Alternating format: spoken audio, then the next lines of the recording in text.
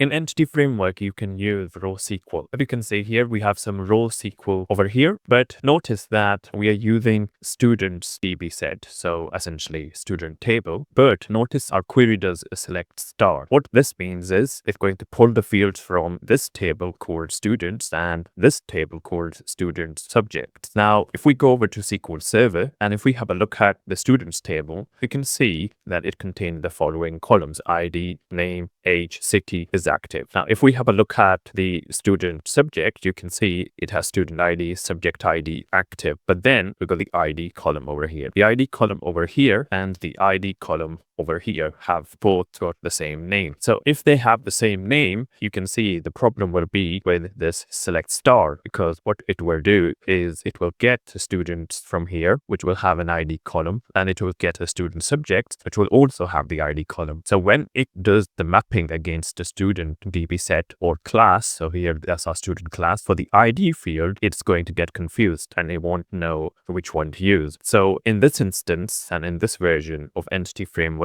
if I run this, you can see that we will get a runtime error. So here you can see we have a runtime error and it says unhandled exception. An item with the same key had already been added. So here key ID. So this error occurs because both of these tables contain the same field name. In this instance is you need to do select from the S alias over here, which is the students table, and then you won't get any field from this table student subject. So if we do that and run our code again, you will find that we do not get any errors and our code works. So here you can see our code does work and we do not get any errors. This is because the mapping had been done correctly. So it's important to watch out to not use select star if you have columns or fields in your database that have the same name across the tables. So don't do select star. Instead, select specific columns from a specific table that map to your class. So in this instance, you can see this is the student class and we were able to do a select star from the student because all the fields that are over here